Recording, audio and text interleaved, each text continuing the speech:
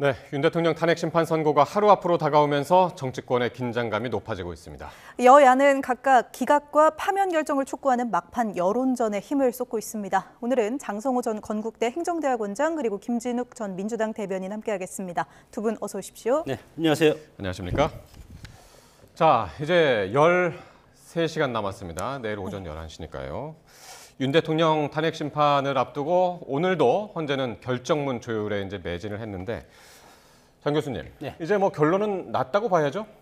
뭐 결론은 났고 뭐 사인했다는 얘기도 있고 하지 않았다는 얘기도 있고 네. 헌재가 지금 뭐 비밀이 아주 잘 준수되는 것 같습니다. 밖으로 새어나오는 것도 없는 것 같고 예. 그럼에도 불구하고 소위 말해서 정보지 돌아다니는 여러 가지 찌라시라고 하죠. 이런 걸 보면 일정 부분 흐름은 있다. 그 흐름이 믿을 수도 있고 믿지 못할 것도 있겠지만 사람들이 보통 본인들한테 유리한 걸 먼저 이렇게 믿고 싶은 마음이 있지 않습니까? 그런 상황에서 봤을 때 네. 종합적으로 봤을 때 방금 전 윤상현 의원이 얘기했던 각하 기각 우리 국민의힘도 마찬가지로 각하 기각을 계속 주장해 왔고 그래서 뭐 4대4 뭐냐면 8대0 예. 4대4 그것이 헌재 재판관들이 가장 부담이 없는 숫자라고 하니까 4대4나 8대0으로 되는데 뭐 저는 4대4가 훨씬 가능성이 크지 않을까 생각이 듭니다. 그러시군요. 네. 조금 전에도 저희 보도에 내줬습니다만 지금 사전에 보도 자료도 안 만든다고 그래요. 정보가 서운할까 봐. 그만큼 이제 굉장히 이 정보 차단에 굉장히 신경을 쓰는 것 같습니다. 네, 그렇습니다. 아마 지금 이 순간 내일 어떤 결과가 나올지를 알고 있는 사람은 딱 8분, 헌법재판관 8분은 알고 계시겠죠. 그분들을 제외하고 다른 분들은 아마 이 상황에 대해서는 전혀 모를 것 같고요. 특히 지금 내일 어떤 이 판결문이 어떻게 작성될지 뭐 이런 보도자료라든지 이런 부분들을 미리 쓰게 되면 그것이 이제 어떤 경로를 아무리 비밀을 철저히 한다고 하더라도 외부로 알려질 가능성이 있기 때문에 그런 부분들에 대해서까지도 만반의 좀 대비를 다 하는 것이다라고 볼 수 있는데 아마 이렇게까지 철저하게 이 비밀을 지키는 그런 경우들이 그동안 뭐 그렇게 많지는 않았을 것 같은데 뭐 그동안도 잘 지켜졌겠지만 앞으로 이제 오늘 밤 이제 마지막 밤이 남았지 않습니까? 아마 내일 11시에 선고가 내려지기 전까지 이 부분에 대해서 아는 사람들은 없을 것 같고요. 아마 내일 아침에 이제 헌법재판관들 출근하시면서 마지막 한 번 더 모이는 평의 시간을 가지시고 그때 이제 최종적인 서명 작업들을 좀 하시지 않을까 싶습니다. 네, 이렇게 뭐 정말 전 국민적인 관심이 모이는 만큼 방송사에서도 이제 생중계를 하고 일반인 방청도 허용하기로 했습니다. 이제 20석이 배정이 돼 있는데 뭐 엊그제 이제 뭐 직접 신청해 보는 사람들 보니까 앞에 몇만 명 대기가 있을 정도로. 그러니까요. 네, 그래서 총 신청한 분이 이제 보이시는 것처럼 9만 6천여 명. 네, 경쟁률이 4,800대 1입니다. 이거 정말 어마어마한 국민적 관심이죠. 2017년보다 훨씬 높아요. 글쎄 뭐 낙타가 바늘구멍을 통과하는 그 정도로 비율이 있다는 것은 그만큼 국민적 관심이 상당히 크고 그리고 광장에서 보수와 진보의 지지층들이 지금 상당히 격돌하면서 부딪히고 있지 않습니까? 지금 뭐 한 달 동안 풍찬 노숙하면서 그래서 그렇게 해서 양쪽 진영을 위해서 응원을 하고 염원을 하고 그런 결과가 내일 나오기 때문에 이것이 내일의 결과를 기대하는 사람들의 의지도 있을 수가 있고 그리고 앞으로 13 비상계엄 이후 혼란스러운 이런 국면을 이제는 내일을 기점으로 해서 이것을 해소했으면 좋겠다는 국민적 염원 이것이 거기에 담겨 있지 않나 그렇게 생각이 들어서 정치권 입장에서는 뭐 내일 발표를 기점으로 선거를 기점으로 해서 여당은 여당, 야당은 야당대로 헌재의 선거 결과에 승복하고 이제는 미래를 위해서 나가는 그런 모양을 취했으면 좋겠는데 결과에 따라서 또 각각 어떤 정당은 정당대로 각각의 또 어떤 성명을 발표하거나 그럴 가능성이 상당히 크기 때문에 그래서 국민의 입장에서는 승복하자, 승복해라 그렇게 계속 강조하고 있다는 것을 먼저 말씀드립니다. 네. 재판관들이 오늘 퇴근길도 상당히 관심이었어요. 그러니까 평소보다 조금 일찍 퇴근하는 뭐 재판관들도 있었다고 그랬고 아까 잠깐 얘기했지만 이제 내일 출근길이 더 관심인데 일단은 헌재가 전면 취재 금지였다가 일부 제한적으로 또 공개하기로 이제 바꿨나 봐요. 그렇습니다. 그동안은 헌법재판관들이 출퇴근하는 거라든지 아니면 출근길에 지금 보시는 것처럼 출근길에 기자들이 이렇게 질문을 한다든지 하는 여러 가지 방법들이 있었는데 그동안은 그런 부분들을 철저하게 제한했습니다. 예. 아마 제가 볼 때는 한 두 가지 정도의 이유가 있었던 게 아닌가 싶습니다. 첫 번째는 이 헌법재판관들의 어떤 신변보호의 부분이 필요했던 네네. 것이고, 두 번째는 이 재판관들이 이 출근하는 과정들이나 이런 것들이 동선이나 아니면 시간이나 여러 가지 것들이 이제 보안이 좀 지켜져야 할 필요가 있었기 때문에 예. 그런 부분들을 좀 철저하게 지켰는데, 사실은 내일 출근길도 원래는 이 기자단에게 이런 하지 않는 것으로 결정이 되어 있다가 기자단에서 좀 적극적으로 요청을 했는 모양입니다. 이게 네. 지금 다 이제 역사적 기록들이 될 것인데 이런 기록들을 좀 취재할 수 있게 좀 협조를 좀 부탁드린다라는 말씀도 있었고, 2017년도에 같은 경우에는 그 당시 재판관 이 대행을 맡았던 예. 이대행에 대해서 예. 그때 이제 앞에다가 이렇게 롤을 하나 네. 말고 오는 이정미 재판관이요? 이정미 네. 재판관 같은 경우에 이제 그 장면이 또 굉장히 또 화제가 된 그러니까요. 적도 있습니다. 그래서 내일은 이 언론의 출근길 장면은 공개를 이게 하되, 2017년 장면이네요. 네, 저게 2017년에 이제 여기 헤어롤 그 두 소위 개를. 헤어롤 같은 거를 이제 하고 예. 있지 않습니까? 이제 저런 것들까지도 다 모든 사람들에게 궁금증을 유발시키는데, 내일은 질문은 하지는 않되 출근길 저 장면 같은 경우는 공개하는 것으로 마지막에 조정이 되었다고 합니다. 저 당시도 저 헤어롤을 꼽고 들어가는 재판관을 보고 정말 상황은 재밌었지만 웃지는 못하는 그런 상황이었어요. 굉장히 이제 엄중한 그날 아침이었잖아요.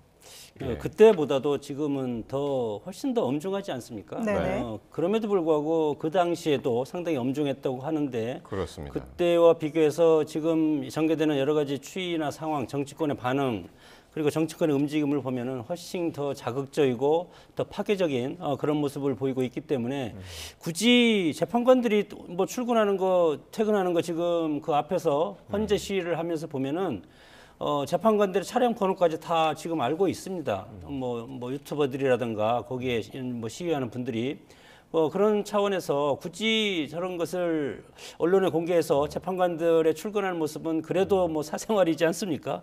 그렇기 때문에 무슨 한마디씩 각각 재판관이 오늘의 심정에 대해서 한마디씩 얘기하면 몰라도 뭐 그럼에도 불구하고 언론 입장에서는 그런 모습까지도 이렇게 보여주고 싶은 마음이 있기 때문에 질문 답변은 이제 안 하기로 네네. 했으니까 말이죠. 네. 예. 네, 이렇게 정말 이 출근길의 작은 표정까지도 좀 포착하고 싶어하는 그런 마음이 뭐 많은 언론사들의 마음인 것 같은데요. 그만큼 많은 관심이 모이고 있습니다. 여야의 여론전도 그만큼 치열해지는 모습인데요. 네. 여당은 이제 윤 대통령 복귀를 전제로 임기 단축 개헌을 추진하겠다고 공언했고, 민주당은 인용의 당위성을 마지막까지 강조하고 있습니다. 관련 발언 듣고 오시죠. 이번 비상계엄과 대통령 탄핵 사태를 통해서 시대에 맞지 않는 87 체제의 모순이 적나라하게 드러났습니다. 대통령 직무 복귀로 결정된다면 우리 당도 서둘러 적극적으로 개헌을 추진하겠습니다. 제주 4.3 계엄에 의한 국민 학살이 결국 단죄되지 못했고, 오늘날 다시 계엄에 의한 군정을 꿈꾸는 그런 황당무계한 일이 벌어졌습니다. 반드시 국가폭력범죄 공소시효 배제법을 재발의해서 통과시키도록 하겠습니다. 네, 이렇게 듣고 왔습니다. 일단 국민의힘 이야기부터 해보면 뭐 계속 개헌 추진하겠다는 입장인데, 이 선거 하루 전날까지도 개헌을 계속해서 강조하는 이유, 어쨌든 뭐 윤 대통령 복귀를 염두에 두고 있어서 그런 걸까요? 윤석열 대통령이 아니면 지금 개헌할 수가 없습니다. 지금 만약에 조기 대선이 치러졌을 때 이재명 대표 개헌 반대하지 않습니까? 지난 대선 때는 이재명 대표가 임기단축 개헌을 공약을 했었습니다. 그러나 지금은 이재명 대표가 가장 대선 주자에서 28%, 31% 박스권이지만 1등을 가고 있기 때문에 개헌을 하지 않는다고 하지 않습니까? 항상 이렇게 해왔습니다. 그렇기 때문에 79년 11.6 박정희 대통령 서거 12.6 사태가 일어나고 나서 전두환 정권이 들어서고 7년 단임 제왕적 대통령제를 하다가 예. 87년 6월 민주화 운동으로 인해서 87년 체제가 그때 만들어서 7년 길다, 5년 단임으로 하자 해서 5년 단임이 87년도에 만들어진 것인데 그것이 지금까지 50년을 넘게 지금 이어오고 있지 않습니까? 한 헌법, 나라를 하는 50년 동안은 강산이 5번 바뀌는데 5번 바뀌는에도 불구하고 사회를 규정하는 상규, 헌법 이것을 50년 동안 가지고 있다는 것은 상당히 문제가 크지 않습니까? 그럼에도 불구하고 가장 앞서가는 주자, 대선 주자들은 이것을 항상 반대했고 예. 내가 대통령이 돼서 하고 다음부터 적용한다 이렇게 돼 있습니다. 그렇기 때문에 이재명 대표가 만약에 대통령이 된다면 또 안 할 겁니다. 그래서 윤석열 대통령이 지난번에 헌재에서 마지막 발언에서 최후 변론에서 나는 이 개헌을 통해서 80년 체제를 지금 상당히 문제가 있지 않습니까? 우리나라 헌법이 대통령제인데 지금 제왕적 대통령제는 내각제적 요소가 섞여 있는 겁니다. 그래서 순수 대통령제로 개헌을 하면서 상호 견제와 균형의 원리가 맞는 그러기 위해서는 대통령한테 국회 해산권이 있어야 되는 겁니다. 그것이 없지 않습니까? 그렇기 때문에 민주당이 108석 이상이니까 입법 폭주를 하고 연쇄 탄핵을 하고 예. 그런 것들을 이 기회에 바꾸는 수 있는 것은 윤석열 대통령밖에 없기 때문에 국민의힘 입장에서는 대통령이 복귀해서 개헌을 하고 그다음에 그 개헌에 맞춰서 국민적 합의가 이루어진다면 조기 퇴진하겠다. 그렇게까지 나오고 예. 있는 겁니다. 그래서 이제 오늘 권영세 비대위원장이 지금 말씀하신 것처럼 제왕적 대통령제를만 이야기한 게 아니라 의회 독재를 견제할 최소한의 수단조차 지금 전무하다. 그러면서 제왕적 의회 헌법. 이것도 문제로 지적을 했었단 말이죠. 글쎄요, 저는 뭐 저 말씀에 좀 동의가 잘 안 됩니다. 87년 이후에 많은 정부들이 역대 정부들이 있었는데 그 정부들 중에 여소야대 정부가 상당히 많았었습니다. 그 여소야대 정부에서 이렇게 제왕적 의회라는 이런 표현을 한 번이라도 들어본 적 있으십니까? 제왕적 대통령제를 지난 수십 년 동안 우리가 들어본 적은 있고 써본 적은 있어도 제왕적 의회라는 표현을 들어보거나 써본 적이 없는 이 상황, 이런 상황 속에서 갑자기 느닷없이 제왕적 의회를 뜯어고치겠다라고 말씀하시는 건 사실상 사문화되었던 비상계엄을 꺼집어내었던 이 국민의힘의 윤석열 대통령, 마치 이 개헌을 야당의 어떤 이 야당을 무력화시키려고 하는 그런 취지로 제2의 개헌을 통해서 제2의 비상계엄을 하려는 게 아니냐, 이런 오해를 받을 수도 있는 그런 말씀을 하시고 계시는 건 아닌가라는 생각이 듭니다. 저도 87 체제의 이 헌법 개정에 대해서는 이 개헌의 필요성을 무지 공감을 하고 있고요. 특히 이재명 대표도 지난 22년 대선에서도 개헌하겠다고 공약을 한 바가 있습니다. 안 하겠다고 말씀하셨다고 하시는데 지금 현 단계에서 지금 이 비상계엄의 이런 내란 사태가 종식되지도 않은 상태에서 개헌을 얘기하는 것이 네. 자칫 다른 이슈로 화제가 전환이 될 것을 우려해서 그 부분은 지금은 아니다라고 말씀을 하신 것이지 이재명 대표가 이 개헌의 필요성을 반대하는 것, 이건 아니다라는 말씀 좀 드리고 싶습니다. 네. 네, 이렇게 오늘까지도 이렇게 선거 하루 전날까지도 이제 개헌에 대해서 계속 강조했던 국민의힘 이야기를 좀 해봤는데요. 민주당은 오늘 또 이재명 대표가 이 제주 4.3 희생자 추념식에서 한 발언이 논란입니다. 네. 이 12.3 비상계엄 당시에 뭐 5천 명에서 10,000명 정도 국민을 학살하려는 계획이 있었다, 이런 주장을 했거든요. 이거 상당히 논란 이후에 바로 됐어요. 근데 지금 12.3 비상계엄을 상당히 비판하면서 내란이라고 내란몰이를 계속 해오지 않았습니까?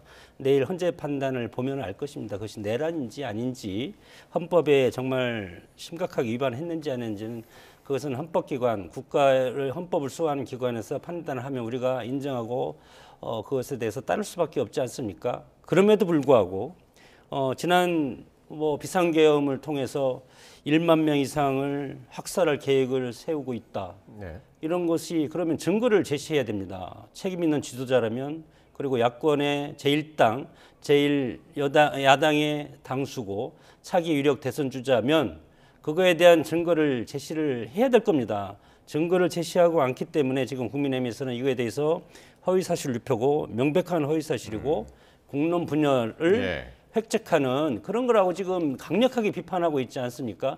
왜 내일 중요한 헌재 대통령 파면 여부에 대해서 그런 것들이 나오는데 지난번도 마찬가지 지난번에 그 박홍근 민주당 전 원내대표 의원도 마찬가지로 수용하지 못할 수 있고 불복할 수 있다. 왜? 그 마은혁 재판관을 임명을 거부해서 내일 헌재에서 기각이나 각하가 될 경우 그러니까 5대3 5대 3으로 될 경우 이것은 국민이 4.19 불의에 한가한 4.19 민주이념을 개성해서 그 정신으로 이것에 대해서 불복도 가능하다. 이런 식으로 얘기하면 이것은 정치, 헌법을 만드는 법을 만드는 국회의원의 입에서 그리고 책임 있는 제1야당의 입에서 그런 것을 하는 건 상당히 부적절하다고 생각이 듭니다. 그러니까요. 그러니까 그 12.3 계엄 당시에 5천에서 10,000명의 국민 학살 계획이 있었다. 이게 그동안 나왔었나요? 이런 얘기가? 이 얘기가 노상원 씨 수첩에서 분명히 나와 있었습니다. 오늘 그 이재명 대표가 이 얘기를 한 것은 이 장소가 일단 제주 4.3 추모식장 아닙니까? 이 제주 4.3 사건이라는 게 어떤 겁니까? 국가폭력에 의해서 민간인들이 수없이 많은 희생을 치렀던 곳입니다. 특히 국가폭력의 대표적인 것이 무엇이냐면 비상계엄이라는 것이죠. 이 부분을 좀 강조하기 위해서 얘기했던 것이고 특히 뭐 5천 명에서 1만 명의 어떤 그 사상자 이런 부분들에 대해서는 지난 그 12월 달 비상계엄 이후에 노상원 씨 수첩을 통해서 우리가 일부 확인한 부분이 있습니다. 여기에 보면 그 1차 수집, 2차 수집 이런 식으로 해가지고 수거 대상들이 정해져 있고요. 그 수거 대상들을 뭐 큰 배 몇 척에다 나눠서 서해 어디 앞바다로 가지고 데려와가지고 거기에서 폭침을 시킨다거나 하는 그런 계획들이 있었고 그 숫자가 5천에서 1만 명이 충분히 좋게 될 만한 그런 상황들이 있었습니다. 그리고 또 한 가지 그 당시 12.3 비상계엄 때 그 계엄군이 출동하지 않았습니까? 그 계엄군 출동에 그 계엄군들은 실탄을 가지고 출동을 했었습니다. 이런 것들이 이미 이 검찰 수사 결과에서 다 나와 있는 사실들이에요. 어떤 부분들이 그 거짓말이라는 것이죠. 이 부분에 대해서는 지금 검찰 수사 단계에서 더 밝혀져야 될 부분이 있고요. 앞으로 그 12.3 비상계엄에 관련된 형사 재판들 사이에서 충분히 이런 내용들이 나올 것이다 이렇게 보고 있습니다. 아직까지 이 부분을 하나 말씀드리고 가야 될 것은 노상원 전 사령관 수첩에서 나왔으나 그게 이제 증거가 없기 때문에 검찰 기록에는 이게 담겨지지는 않았습니다. 그렇습니다. 그 부분은 이제 확실하게 이야기를 하고 전 사령관도 민간인이고 본인이 낙서를 본인이 했던 본인 것이 또 아니라고 또 주장도 하지 않습니까? 이런 것을 팩트라고 생각해서 하면 이게 선전선동에 해당되는 것 아닙니까? 이런 것들이 내란 그 선전선동에 해당되기 때문에 이런 것들은 증거가 확실하지 않은 것을 우리가 이제 언론을 통해서 이렇게 얘기하는 것은 상당히 이제 조심스럽게 해야 될 것이고 법정에서 증인 선서를 하고 했을 때는 정말 이런 것들이 위증이라면 상당히 무고죄로 상당히 무겁게 처벌을 받지 않습니까? 그렇기 때문에 이것은 법적인 처벌도 나온 것도 아니고 본인이 낙서를 했는 건지 누가 했는 건지 그리고 이것이 지휘부에서 이런 것을 계획한 것은 아니지 않습니까? 이 일개 개인, 민간인의 물론 뭐 가서 협의를 했는지 안 했는지 계엄 관련해서 협의했는지 안 했는지 그거 나중에 재판 결과를 봐야 알겠지만은 그럼에도 불구하고 이것이 공적인 비상계엄을 통해서 10,000명을 어떻게 해서 학살하고 체포해서 바다에 던진다. 그런 것이 지휘계통으로 내려간 것이 있습니까? 그리고 실탄 얘기하는데 작전 출동할 때는 실탄을 가지고 갔지만 수방사령관이라든가 이런 사람 국회에서 증언할 때 보면은 차에다 놓고 그리고 나서 그냥 들어갔다고 그러지 않습니까? 그렇기 때문에 그것을 실탄으로 해서 무고한 시민들을 희생하고 제압하려고 하는 목적은 아니었다. 그렇게 제가 여기서 한 말씀만 좀 드리면 이 노상원 씨가 단순한 민간인이었느냐 그렇지 않다라는 게 확인이 되고 있는 겁니다. 김영현 전 국방부 장관하고 몇 달 전부터 수시로 그리고 실제 비상계엄을 실행하기 전날까지도 수시로 김영현 장관하고 만났고 이 노상원 씨에게 소위 비화폰이라고 하는 이 통신 장비까지 다 분출이 됐었던 이런 상황들은 이미 확인이 되었고 이 사람이 만약에 정말 순수 민간인이고 아무런 이 12.3 비상계엄과 관련이 없다면 왜 지금 구속 기소가 돼서 재판에 넘겨졌겠습니까? 이런 부분들에 대해서는 분명한 확인이 필요한 것이고 이 노상원 씨의 수첩에 대해서도 검찰의 수사가 저는 미진하다고 보고 있습니다. 이런 부분들은 속히 추가적인 수사가 필요하다 이런 말씀 좀 드립니다. 그 네. 구속을 하는 것은 증거인멸 우려가 있기 때문에 이런 수첩 같은 것도 사실 여부를 따져볼 필요가 있기 때문에 법원에 의해서 그것은 구속을 시킨 것이고 아직 확정 판결이 나오지 않았고 대통령이 내일 선고 이후에 또 여러 가지 상황이 달라지지 않습니까? 그런 것은 법원에서 확정 판결이 나온 다음에 우리가 역사적인 차원에서 역사적을 평가하는 차원에서 이것에 대해서 우리가 책으로 쓰던가 신문에서 얘기하던가 아니면 그런 것이 좋지 그냥 언론의 저널리즘처럼 그렇게 해서 이것이 확실하다. 팩트다. 그렇게 얘기하는 것은 좀 문제가 있다고 알겠습니다. 봅니다. 네. 노상원 씨 수첩 관련해서는 이게 조금 더 이제 수사가 진행이 돼야 네. 우리가 이야기할 수가 있을 것 같고요. 네, 자, 이런 부분의 뭐 사실관계까지는 사실 내일 헌재에서도 탄핵 심판이기 때문에 이 부분까지는 판단이 나오지 네. 않을 수도 있거든요. 내일 탄핵 심판 결과에 대해서 조금 더 이야기를 해보도록 하겠습니다. 일단 여야 반응 좀 보면요, 승복 요구에 대해서도 계속해서 공방이 나왔습니다. 이 부분도 관련 발언 직접 듣고 와서 이야기 마저 나누겠습니다. 윤석열 대통령 탄핵 심판 선고를 앞두고 민주당은 불복과 극언의 난장판을 벌이고 있습니다. 탄핵 심판이 열리는 4월 4일 11시가 사시라고 하면서 죽을사, 죽을사, 죽을사, 사 틀림없이 죽는다라는 극언까지 했습니다. 정치인이 무당 노릇까지 하면서 사를 날리고 있는 것입니까? 학폭이 벌어져가지고 가해자가 피해자를 말도 못하게 정말 힘들게 만들었습니다. 예. 그거 다 우리 국민들이 알고 있어요. 만약에 어떤 사람이 죽는 현장이 있었어요. 예. 근데 갑자기 판사가 나와가지고 저 살인죄를 저질렀는데 내가 무죄를 내릴 테니까 우리 피살자 가족 여러분 그냥 용서해 줍시다. 이 판결에 승복하세요. 예. 이게 말이 됩니까?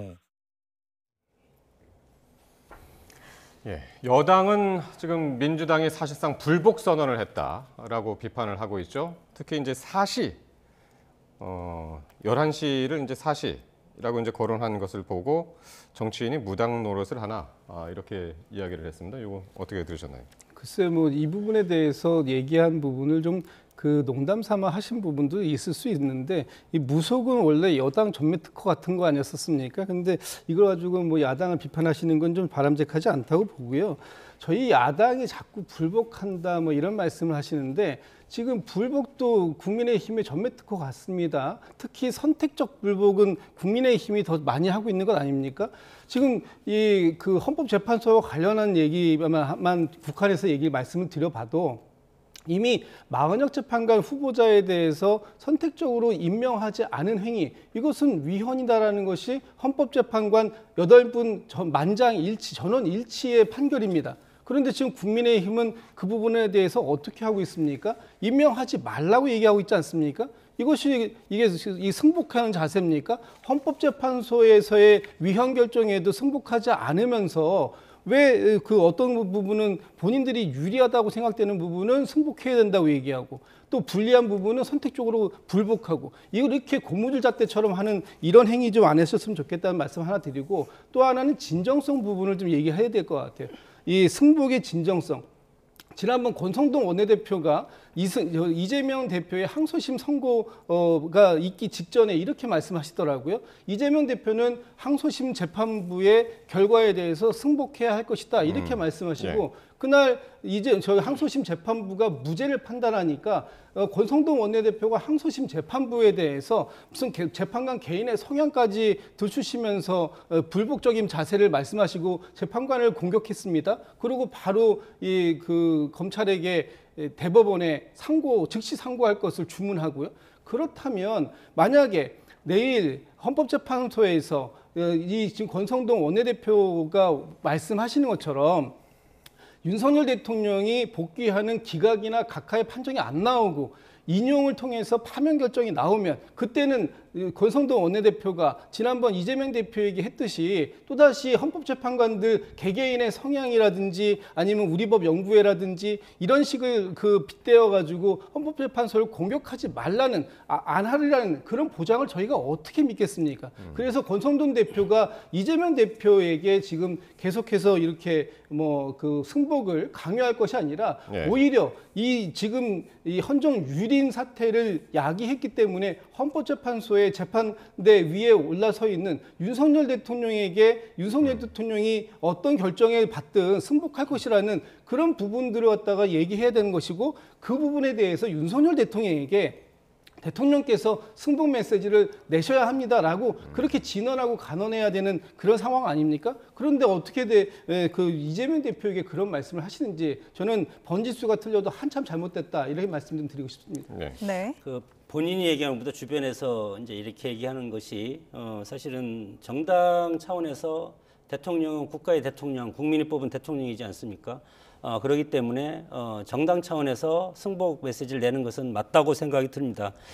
지금 헌재 재판관 얘기 말씀을 하셨는데, 헌재 재판관은 위헌으로 판결이 났고 국회 3명을 추천해야 된다는 그것이 확실하게 헌재에서 권한쟁의 심판도 했고, 다만 임명과 관련해서는 임명해야 된다고, 그리고 지난번에 최권한대행도 임명을 하겠다, 그러나 심사숙고하겠다, 임명 시기에 대해서는 알아서 하라, 그런 거 아닙니까?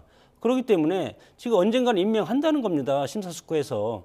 그런데 지금 임명 당장 하지 않는다고 지금 민주당은 장애투쟁하면서 최상무 땡 또 본회의에서 탄핵 보고까지 지금 하지 않았습니까? 예. 이렇게 다수의 여러 가지 폭거라고 우리가 얘기를 하는데, 그런 것은 이제 개헌을 통해서 그런 것도 견제했으면 좋겠다는 뜻이었고, 대통령한테 승복 메시지를 내라. 네. 대통령이 지금까지 12.3 비상계엄 이후에 성명 몇 번 발표하고, 그리고 헌재 11번에서 8번 헌재에서 심판대에 서서 소명을 하지 않았습니까? 그것에 일관된 것이 대통령의 이번 12.3 비상계엄은 대통령의 헌법상 권한이고 통치 행위다. 그렇기 때문에 경고용 비상계엄을 했고, 이것은 내가 생각하기에는 물론 쟁점이 5개로 탄핵 소추를 지난 12월 14일 했지만, 그럼에도 불구하고 대통령 입장에서는 이것은 헌법 위반이 아니라고 생각을 한다, 그렇게 주장을 했지 않습니까? 그러면 지금 내일 헌재 판결을 두고는 지금 구속 취소 이후에는 일체 헌재 압박이라든가 국민적 어떤 시그널 이런 거란 오해를 줄까봐 아무 말도 못 하고 있지 않습니까? 그런데 만약에 나 승복하겠다 딱 그러면, 승복하겠다는 것은 헌재요, 나를 각하나 기각을 시켜 주세요, 그런 어떤 압력으로 비칠 수도 있고, 그렇게 되면 또 여러 가지 억측이 있지 않습니까? 그래서 심판을 당하는 당사자는 조용히 내일 11시 한 11시 반이면 다 알지 않겠습니까? 그러면 내일 오전 11시 반까지만 가만히 있으면 그다음에 대통령이 이거에 대해서 승복 메시지는 충분히 내리라고 생각이 듭니다. 11시 반. 네. 그러니까 사전에 11시 선고가 있기 전에는 윤석열 대통령이든지 아니면 변호인단이든지 이야기가 없을 것이다. 네, 그렇죠. 그러나 이제 국민의힘 입장에서는 이거에 대해 승복한다고 몇 차례 얘기했고, 이재명 대표에게도 승복 약속을 좀 해라, 그래도 지금 안 하고 있지 않습니까? 공개적으로. 물론 유튜브에서 잠깐 지나가는 듯하게 했지만 또 나와서는 왜 하냐, 그것은 윤석열 대통령이 승복해야지, 그런 식으로 이재명 대표가 이제 발언을 했다는 것을 우리가 듣지 않았습니까? 제가 한 말씀만 좀 드리면, 윤석열 대통령의 침묵은 승복인데 이재명 대표가 본인이 직접 그 승복을 얘기한 것은 승복으로 왜 안 받아들이시는지 잘 모르겠다라는 말씀 좀 드리고 싶고요. 지금 그것 좀 전에 교수님께서 말씀 주셨던 것처럼 윤석열 대통령이 본인은 지금까지도 여전히 12.3 비상계엄이 본인의 권한 내에서 합법적으로 썼다라고 지금 생각을 하신다는 거잖아요. 그렇다면 더더군다나 당신의 생각이 잘못됐다라는 판단이 나왔더라도 그것을 받아들이겠다라는 것이 승복 아닙니까? 그런 승복의 말씀을 하시라는 건데 그거조차도 안 하신다라는 것이 지금 왜 본인은 안 하실까라는 많은 국민들의 의구심이다, 이런 말씀을 드리고 있는 겁니다. 민주당은 왜 안 할까요? 안 해도 되나요? 민주당은 이미 지금 우리가 헌법적으로 받아들일 수밖에 없는 상황이라는 것은 수차례 말씀드렸습니다. 그런데도 불구하고 그리고 이재명 대표가 한 3주 전쯤인가요? 다른 방송을 통해서 우리가 이것을 안 받아들일 방법은 없다라는 말도 분명히 했습니다. 네네. 그럼에도 불구하고 왜 이재명 대표는 계속해서 매일매일 이 승복을 확인해야 되는 것이고 윤석열 대통령은 매일매일 침묵하는 것이 승복이다라고 그렇게 말씀하시는 건지 이해가 안 된다는 거죠.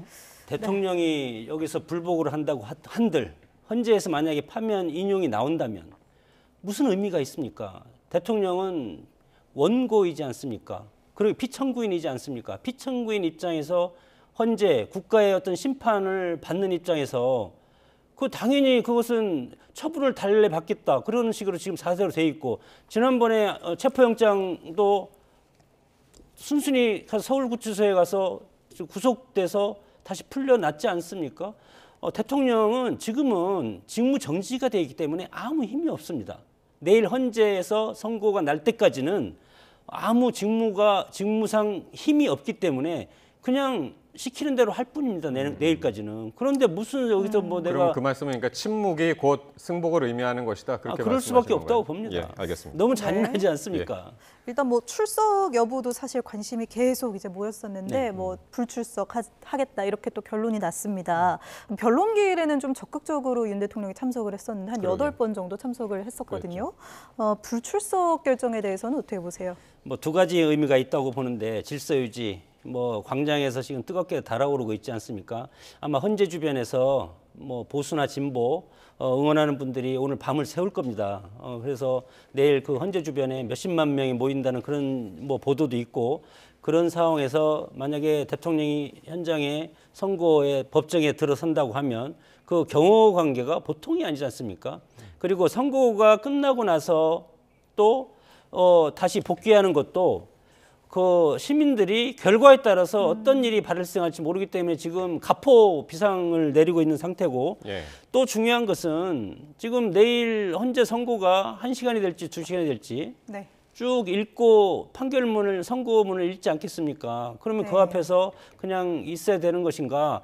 그래서 여러 가지 차원에서 봤을 때는 일단 관제에서 그걸 지켜보고 그 다음에 뭐 그 결과에 따라서 성명을 발표하든지 예. 아니면 용산 집무실로 향하든지 그런 두 가지 그것을 선택할 수밖에 없다고 봅니다. 네, 말씀하시는 중에 저희가 잠깐 보여드렸었는데요. 지금도 이제 안국역, 광화문역 앞에 정말 많은 분들이 또 모여 있는 장면이었습니다. 그렇습니다. 네, 화면이 살짝 멈추기는 그러니까 했는데요. 지금 헌법재판소 주변 반경 150m를 진공 상태로 만든다고 했기 때문에 지금 네, 이제 지금 보고 계십니다. 그렇죠. 화면. 서울 안국역 쪽으로 지금 이제 안국역이네요. 많이 나와서 예. 예, 지금 이게 이제 탄핵 찬반 집회 중에서 찬성 집회로 보이는데요. 바로 이곳에서 저기가 지금 안국역 5분 출구에서 종로 3가 쪽으로 네. 저기가 종로 3가 쪽으로 있는 것이 보수 성향의 시민들이고요. 예. 그리고 그 그러니까 지금 반대쪽으로 안국역 몇 번 출구냐에 따라서 지금 이제 집회 예. 성격이 좀 다르죠. 예, 그리고 그 네. 반대쪽으로 가면 광화문 쪽입니다. 광화문 네. 쪽이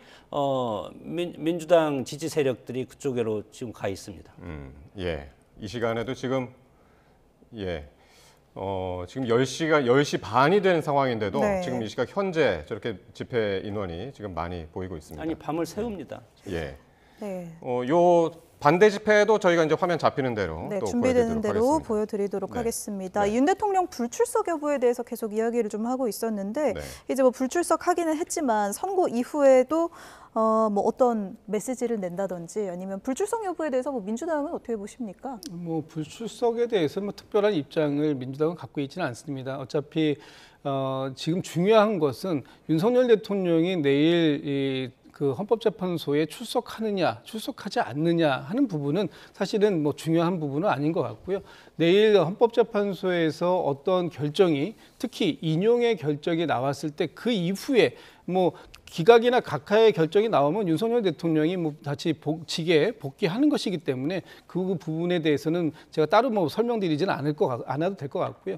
인용이 된 이후에 윤석열 대통령이 과연 지금 이 광장에 나와서 이 탄핵에 반대한다라고 하는 분들에게 어떤 메시지를 내놓을 것인가. 이분들에게 그리고 또 지금 탄핵에 찬성했던 분들에게도 메시지를 내놔야 되지 않습니까? 예, 예. 본인이 12.3 비상계엄에 대해서 끝나고 그때 뭐라고 하셨습니까? 국민들 앞에서 정치적으로나 법적인 책임을 회피하지 않겠다고 했는데 이제 내일 그 법적 책임의 하나가 나오는 거 아니겠습니까? 그 부분에 대해서 잘못됐다라고 법에서 얘기한다면 진정한 반성과 사과 이것은 필요한 부분이고요. 예. 그 이후에 그 본인을 지지하는 지금 탄핵에 반대하는 그런 세력들에게도 어떤 메시지를 내느냐 그 메시지가 중요하기 때문에 지금 윤석열 대통령의 승복 메시지가 반드시 필요했다라고 하는 것이고요. 저분들이 격화되지 않도록 그리고 다시 일상으로 돌아갈 수 있도록 할 수 있는 것도 윤석열 대통령의 몫이다 이런 생각이 듭니다. 예. 선고 사전에는 이야기가 없었지만 사후에 어떤 메시지가 나올지 한번 보도록 하고요. 네. 오늘 나온 여론조사 결과를 한번 볼까요? NBS 조사였는데 전국 지표조사였습니다. 한번 보시죠. 예. 네, 내일 탄핵 심판 네. 전망입니다. 네. 네, 55%가 인용해서 파면할 것이다라고 전망을 했는데 이 수치가 4%포인트 올랐고요, 지난번보다. 그리고 기각해서 직무에 복귀시킬 것이다. 이 헌법재판소의 판단에 대해서 이렇게 지켜보시는 분이 이제 지난번 여론조사보다 5%포인트 줄어서 34%를 기록했습니다. 인용할 것이다, 파면할 네. 것이다라는 전망이 이제 많아졌고요. 그 다음 볼까요? 예. 탄핵에 대한 의견, 이거는 이제 본인이 생각하는 겁니다. 본인이 인용해야 된다, 파면해야 된다 57%, 기각해야 된다 35%고요. 또 주시죠. 네, 헌법재판소의 윤 대통령의 탄핵 심판 과정에 대한 신뢰도인데요. 이 신뢰도가 4월 첫째 주 최저치를 찍었습니다. 이제 네. 46%로 46대 46. 네. 예, 신뢰한다와 신뢰하지 않는다가 이제 동률이고요. 다음 볼까요? 예, 헌재 탄핵 심판 수용의 정도, 수용하겠다, 수용하지 않겠다인데요. 내 생각과 달라도 수용하겠다 50%, 다르면 수용하지 않겠다 44%. 이 수용하지 않겠다라는 이 수치가 중요한데 지난주보다 4%포인트가 올랐습니다. 44%로요. 예. 요 오늘 나온 여론조사들 어떻게 보셨는지 한번 말씀을 해주실까요? 네, 예. 조금 전에 뭐 보여드린 네, 모습과 제가 먼저 예, 말씀을 대변인님부터 드릴까요? 해주시죠. 일단 지금 이 탄핵과 관련된 부분, 그래서 탄핵이 될 것이다, 인용이 될 것이다라는 부분이 지난 전주 대비해서 좀 올랐습니다. 그리고 기각될 것이라는 부분은 떨어졌고요. 아무래도 이제 이 선고 기일이 지정이 되고 난 이후에 다시 저희가 이제 굉장히 오래된 얘기 같은데 12월 3일부터 지금까지 이제 넉 달 지났습니다. 그 과정들 속에서 여러 변곡점들이 있었고 변론이 있었고 또 변론 종결 이후에도 한 달 이상의 이 평의의 시간이 있었는데 이 과정들이 다시 한번 복귀되는 시간이 있었다. 그런 과정들 속에서 윤석열 대통령의 지난 12.3 비상계엄이 위헌적이고 위법적이어서 이것이 직을 파면할 정도의 중대성을 갖게 되었다라는 확신을 가지신 분들의 숫자가 좀 더 늘었다라는 것인데 저는 그 다른 전체적으로 지금 좀 전에 나왔던 여론조사 결과에 대해서 평가를 드리면 일단 인용되는 것에 대해서는 많은 분들이 동의가 되시는 것 같습니다. 다만 지금 이 최근에 이 몇 주 사이에 이 양극단으로 탄핵에 대해서 찬성 또는 반대하는 양극단 진영의 싸움이 워낙 격화되다 보니까 예. 이 부분에 대해서 이 결과를 수용하겠다 또는 수용하지 않겠다 하는 부분들이 상당히 좁혀졌다라는 네. 부분들, 이 부분에 대해서는 좀 우려를 안 할 수가 없다. 그러면 결국은 이 이후에 내일 헌법재판소에서 결론이 나온다고 하더라도 그 이후에 다시 우리 사회가 하나로 되고 통합되고 하는 과정들 속에서 발생할 수 있는 사회적 비용은 여전히 높을 수밖에 없는 그런 상황을 지금 전망한 게 아닌가라는 생각이 들어서 굉장히 좀 안타깝다는 생각이 들고요. 또 한 가지가 이제 그 헌법재판소의 절차에 대한 신뢰 부분, 예. 이 부분은 사실은 저는 국민의힘이나 이 지금 탄핵에 반대하는 분들의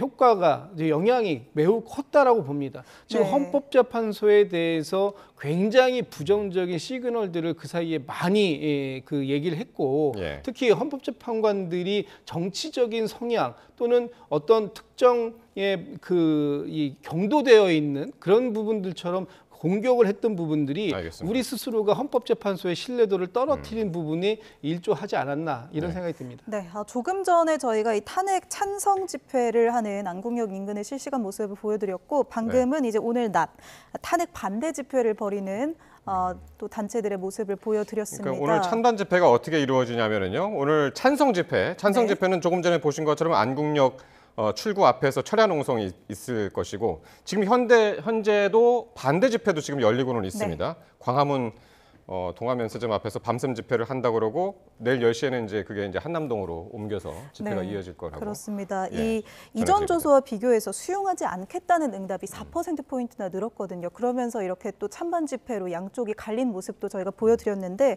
이 탄핵 선고 이후에 정말 후유증에 대해서는 양쪽 모두 많은 걱정을 하실 것 같아요.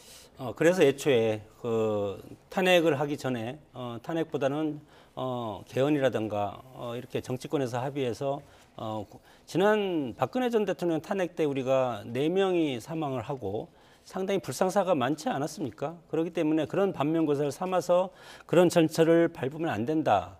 그럼에도 불구하고 민주당이 2번에 걸쳐서 탄핵을 시도해서 2번째 그것을 통과시키지 않았습니까?